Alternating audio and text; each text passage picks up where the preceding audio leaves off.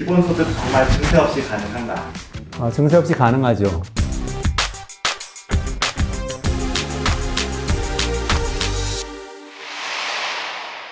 증세 없이 가능하죠. 그거는 저희 랩 2050에서 작년 10월에 연구했던 국민기본소득제 보고서 안에 담겨 있는데요. 일단 첫 번째로 우리나라 지방정부에서 쓰다가 남아있는 돈이 굉장히 많이 있어요. 이 돈을 그동안 칸막이도 많이 써져 있고 또 이 보수적으로 재정을 운용하다 보니까 많이 쌓여 있는데요. 순세계잉여금이라는 이름으로 31조 원. 그다음에 각종 기금에 잠겨 있는 돈들이 있습니다. 예산을 지출했다고 하는데 실제로 안 쓰고 통장 안에 들어있는 그런 돈들이에요. 이런 것들 차곡차곡 풀자는 제안을 했습니다. 그것만 해도 상당한 액수의 기본소득을 마련을 할 수 있고요. 그게 이제 증세 없이 갈 수 있는 첫 번째 재원이에요. 여기에는 어떤 것들이 포함되어 있냐면 우리 연말 되면은 써야 되니까 쓰는 예산들 굉장히 많이 있지 않습니까? 불필요한 공사를 벌인다든지 보도블럭 교체하는 거 포함해서, 그리고 불필요한 행사를 한다든지 해외 연수를 간다든지 이런 것들 많이 해요. 몰아서 막 돈을 쓰는 거죠.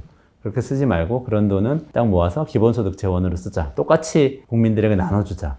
이렇게 생각해 볼 수 있습니다. 이런 정도가 증세 없이 복지할 수 있는 그런 부분일 거고요. 그게 이재명 지사는 그거 가지고 한 연 20만 원 정도 만들자고 했고, 제 생각엔 그거보다는 좀 많아질 수 있을 것 같아요. 연 50만 원, 어쩌면 7, 80만 원까지도 가능할 수도 있을 것 같다. 이렇게 생각을 하고요. 또 한 가지 그 다음 단계로 생각해 볼 수 있는 것은 소득세 비과세 감면을 없애는 겁니다. 소득세제가 우리나라가 누진세율이 있기 때문에 소득이 높아질수록 세율이 높아져요. 연 5억 이상 버시면, 연 5억 이상 버시죠? 그러시면 세율 아실 거예요. 42% 내시거든요. 근데 연 1,500만 원 이하로 버시면은 6% 세율 적용돼요. 그렇게 중간에는 다 단계별로 이렇게 돼 있는 거죠. 이렇게 얘기하면 우리나라, 5억 이상 벌면은 못 살겠네. 라고 생각이 드실 수도 있겠지만 전혀 그렇게 내지 않고 있기 때문에 문제인 겁니다. 특히 이 중산층 이상 되시는 분들은 실제 벌어들이는 소득 금액에 합당한 세율을 전혀 내고 있지 않으세요. 대부분 실효세율은 10% 이하입니다. 7%, 8%.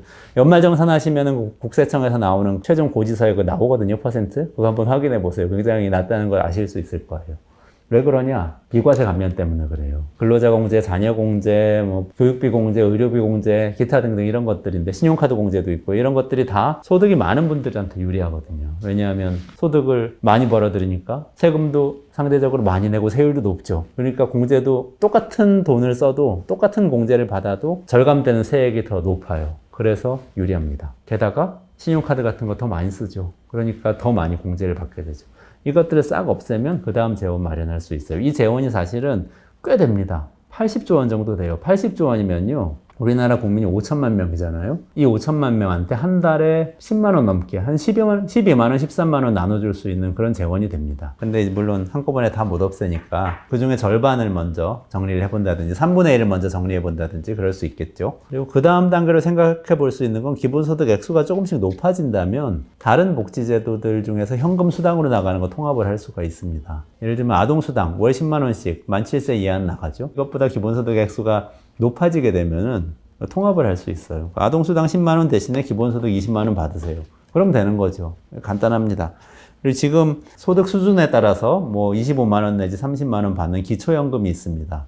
어르신들한테 가는 거죠. 기초연금도 만약에 기본소득이 25만 원, 30만 원을 넘어가기 시작하면 그럼 기초연금 30만 원 대신 기본소득 40만 원 받으세요. 이런 식으로 이제 대체를 할 수가 있게 되죠.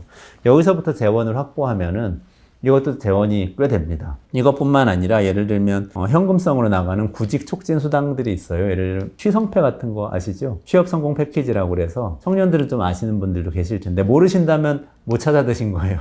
찾아 먹을 수 있는데 이런 게 이제 기존 복지제도의 문제점이기도 한데, 이거는 일자리 구하려고 하는 분들에게 말하자면 준비할 돈을 주는 겁니다. 학원비로 쓰거나 이럴 돈을 주는 건데요.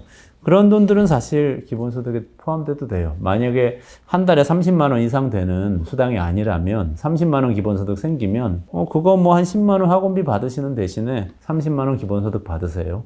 또는 40만 원 구직촉진 수당 받으시는 대신에 45만 원 기본소득 받으세요.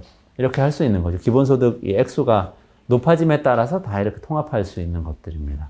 그럼 이쪽에서 또 재원이 상당히 확보되고, 이런 순서로 재원을 확보해 나가고, 마지막으로 이제 정말 우리가 생계에 충분할 정도의 기본소득을 확보를 하겠다 이렇게 생각하면 아마 본격적인 증세가 필요할 텐데요. 생계 필요한 충분한 정도라고 하면 올해 기준으로 하면은 1인 가구의 생계급여, 그러니까 국가가 정한 최저 생활에 필요한 월 소득이라고 할 수 있는 1인 가구 생계급여가 52만 원이거든요. 그 정도 수준이 될 수 있을 겁니다. 그 정도 수준이 아마 충분한 생계에 필요한 액수라고 할 수 있을 거예요. 근데 이 정도까지 되려면 사실 본격적인 증세가 필요합니다.